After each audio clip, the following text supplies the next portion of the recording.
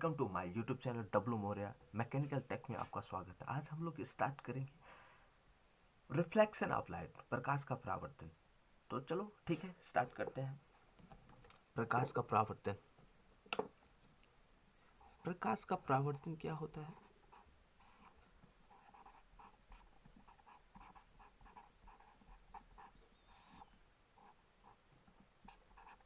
इसको बोलते हैं reflection of light.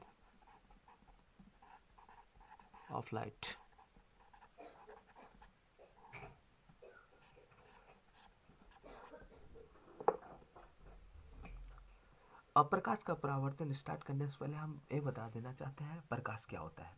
Prakash basically प्रकाश एक ऊर्जा है जो किसी वस्तु को दिखाने में मदद करती है।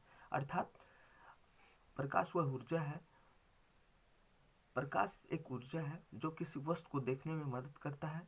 जैसे जिस प्रकार से प्रकाश की किरणें हमारी आंखों को पड़ती है तथा आंखों को संवेदित करती है तथा वस्तु को दिखाने में मदद करती है। जैसे कोई कमरा है, वो अंधेरा है, उसमें लाइट ऑन किया, उजाला हो गया। ऐसे ये पता चला कोई चीज़ थी जो हमारे आंखों को संवेदित की और बाद में हमें वस्तु को दिखाने में मदद किया। उसे प्रकाश करते हैं। प्रकाश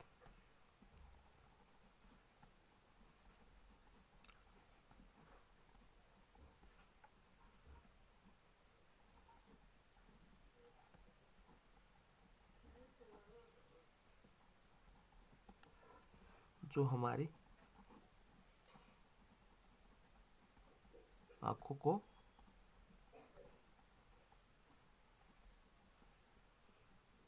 संवेदित करती है तथा वस्तु को दिखाने में मदद करती है।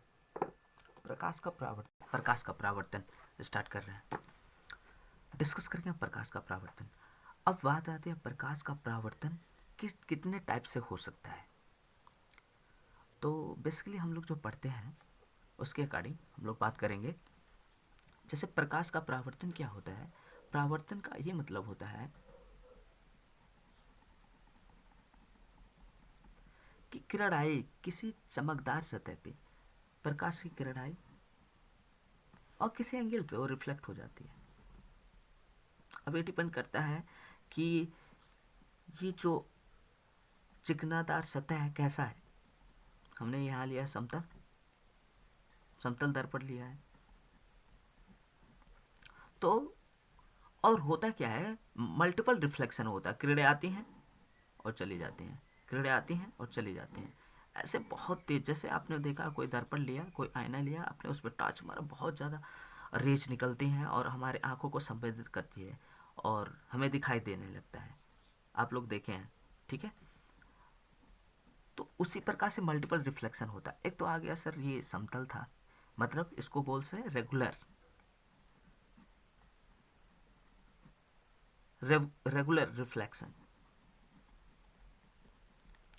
रिफ्लेक्शन का मतलब ही होता है किरणें आए, किसी माध्यम से किरणें आए और उसी माध्यम में उसका अधिकांश भाग चला जाता है। अब सर बात आती है, सर जो किरणें आती हैं,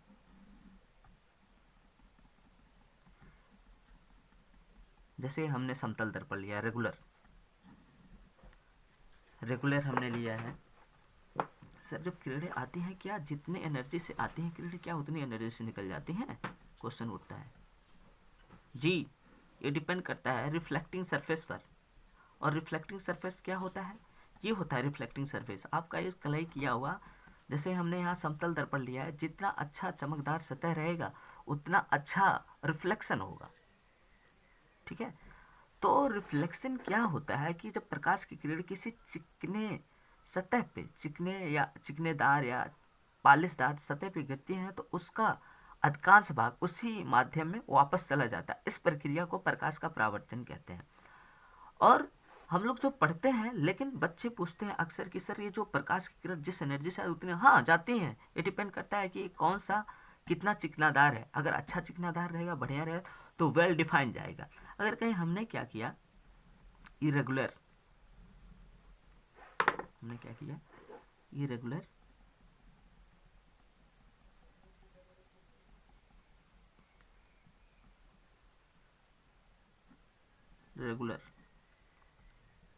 इरेगुलर मतलब समतल ना हो, जो समतल नहीं है, हमने सतह लिया, ठीक है, इसको बोलते हैं इरेगुलर रिफ्रैक्टिंग सरफेस। अगर इस पे आएंगी किरणें, निकलेगा, किरणें आई निकल गई, किरणें आई निकल गई, किरणें आई निकल गई, किरणें आई निकल गई, तो इसमें क्या होता है, जितना बढ़िया इसमें होता है क्योंकि ये समतल होता है, इसमें वेल डिफाइन होता है,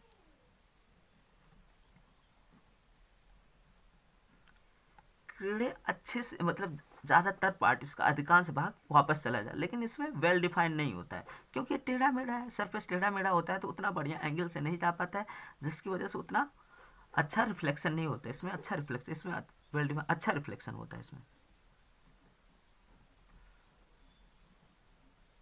आप जानते हैं रिफ्लेक्शन क्या होता है, और इसमें well define, not well define,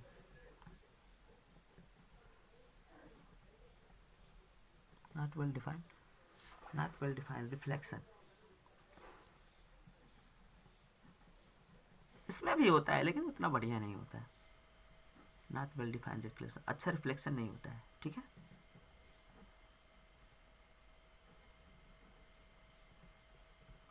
आप जानते हैं रिफ्लेक्शन क्या हो, परावर्तन, जब कोई प्रकाश की किरण आती है और किसी चिकनेदार सतह पर पड़ती है तो उसी मीडियम में अधिकांश भाग उसका चला जाता है, इस प्रक्रिया को रिफ्लेक्शन कहते हैं। चलिए बात करते हैं रिफ्लेक्शन के बारे में और अच्छा से, ठीक है।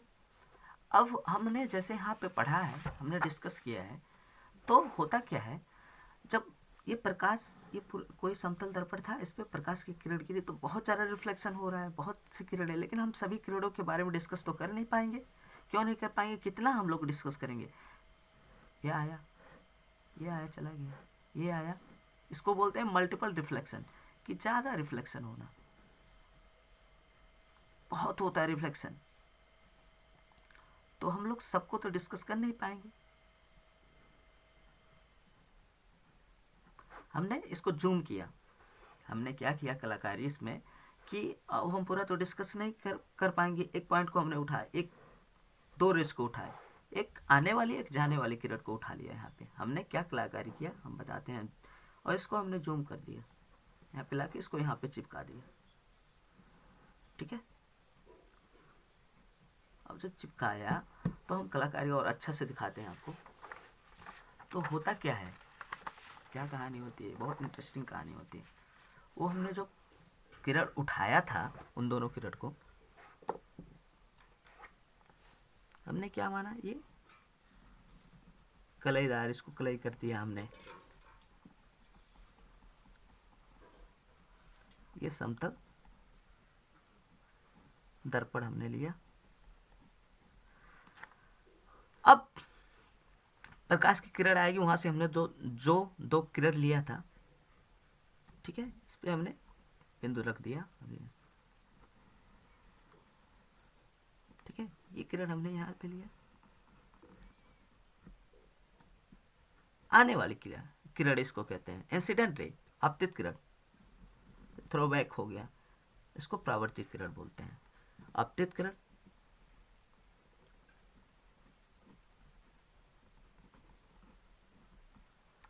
इंसिडेंट रेज, परावर्तित किरण,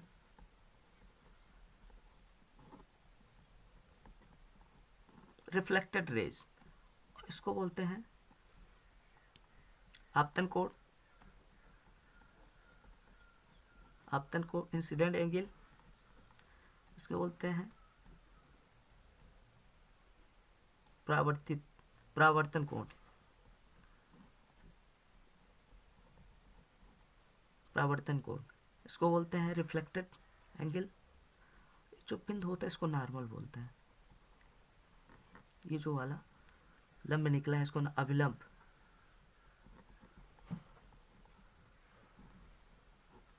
अभिलंब, ये जो पॉइंट होता है इसको आपतन बिंदु बोलते हैं, इंसिडेंट पॉइंट, तन बिंदु, ठीक है, इंसिडेंट पॉइंट,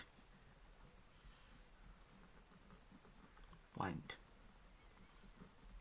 तो we know that incident rays, this is known as incident rays, incident angle, and reflected angle and reflected raise. तो परावर्तन के दो नियम होते हैं,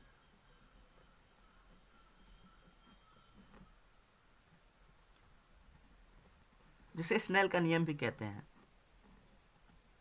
पहला, आपतित किरण, फर्स्ट रूल आपतित किरण, आपतन बिंदु पर अविलंब। देखिए आपतित आया, ये आपतन बिंदु पे अविलंब, परावर्तित किरण, तीनों एक ही तल में होते हैं। क्या होते हैं? तीनों एक ही तल में होते हैं, आपतित किरण, परावर्तित किरण। और सेकेंड रूल क्या होता है? आपतन कोण परावर्तन कोण के इक्वल होता है, I equal to angle are. मतलब आपतित किरण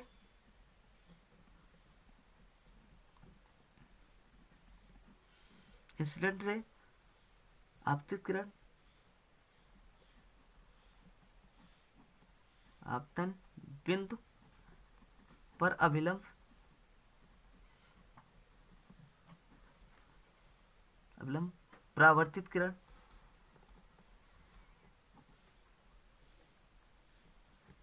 किरण, तीनों एक तल में होते हैं।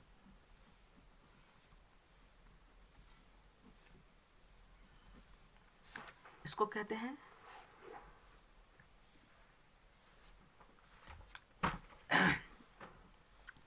The incident ray, reflected ray and the normal to be reflecting surface, to be reflecting at the point of incident, all lie in one plane, one plane। आपतित किरण incident angle, incident raise, आपतित किरण आपतन बिंदु पर अविलंब, परावर्तित किरण, तीनों एक ही तल में होते हैं। आपतन कोण और परावर्तन कोण बराबर होता है। अब डिस्कस करते हैं कि गोलीय दर्पण क्या होता है।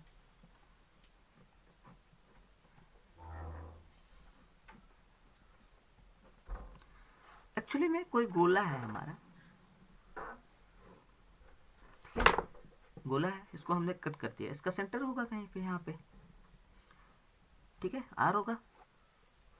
हमने इस गोले को कट कर दिया और कट करके इसको उठा के यहाँ पे रख दिया। एक पार्ट ऐसे हमने कर दिया, एक पार्ट हमने ऐसे कर दिया, एक तरफ इधर हमने कलाई कर दिया। कलाई करने का मतलब रिफ्लेक्टिंग सरफेस बना दिया, चमकदार सतह बना दिया, और एक बार इधर कर दिया। अब दोनों तरफ तो अगर इधर करते तो सेम हो जाता, तो अलग कैसे होता, इसलिए हमने इधर कर दिया, ठीक है। अब हमने ऐसे खींच दिया इसको। क्यों खींचा? क्योंकि ये गोला था, गोला का कटा हुआ भाग था, इसको उठा के यहाँ पे रख दिया, उठाया यहाँ पे रख दिया, ठीक है। अब देखिए इसका यहाँ त्रिज्या था, लेकिन यहाँ त्रिज्या तो हम बोल नहीं सकते हैं। क्यों भाई? अगर कोई कर्व है, ऐसे कोई वक्र है, तो इसको हमने यहाँ कुछ बाय द वे हमने स्मॉल आर दिया, तो इसको हम तो ये त्रिज्या नहीं बोल सकते ना, तो इसे वक्रता त्रिज्या, वक्र का त्रिज्या बोलते हैं, वक्रता त्रिज्या, ठीक है। क्यों वक्रता त्रिज्या? सेंटर ऑफ कर्वेचर इंग्लिश में बोलते हैं इसको। तो इसका कहीं ये, इसको सी से, इसको वक्रता केंद्र कहते हैं। और यहाँ एक फोकस होता है, ठीक है, फोकस होता है, और इसका ध्रुव होता है, ध्रुव, ठीक है। और ये होता है जो रिफ्लेक्शन दबे हुए भाग से होता है। जैसे हमने कोई लाइट यहाँ पे डाला, माना हमने यहाँ कोई वस्तु थी, तो वस्तु देखिए, जब भी हमें ज़रूरत होती है, जब भी हम किसी प्रतिबिंब को बनाने की, इमेज को बनाने की ज़रूरत हो, तो हमें दो रेज की बहुत ही इंपॉर्टेंट होती है ज़रूरत। दो ही रेज हमें चाहिए बनाने के लिए, प्रतिबिंब, कोई प्रतिबिंब बनाने के लिए दो रेज की बहुत ही ज़रूरत, ये इंपॉर्टेंट पॉइंट है एक तरह, ठीक है। तो आएंगे किरणें, रिफ्लेक्ट हो जाएंगी, तो रिफ्लेक्शन के पश्चात क्या होता है, मुख्य फोकस से जाते हैं। कोई किरण अगर मुख्य अक्ष के समांतर चलती हैं, तो परावर्तन के पश्चात वो मुख्य फोकस से जाती हैं, ठीक है, जाती हैं, जाती हुई प्रतीत होती हैं, दोनों चीज़ें होती हैं। क्योंकि ये अवतल है, तो अवतल में क्या होता है, परावर्तन दबे हुए तल से होता है। यहाँ यही बताने के लिए हमने ये बताया है कि ये अवतल दर्पण है।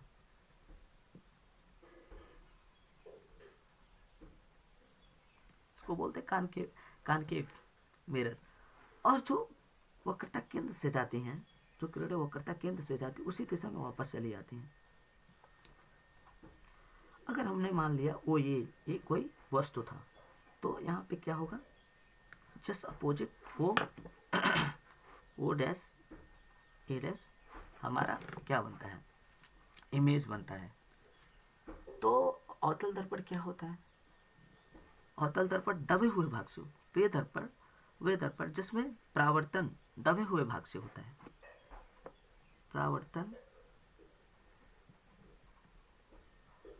दबे से। और उत्तल क्या होता है, उत्तल जो रिफ्लेक्शन उभरे हुए भाग से होता है, उत्तल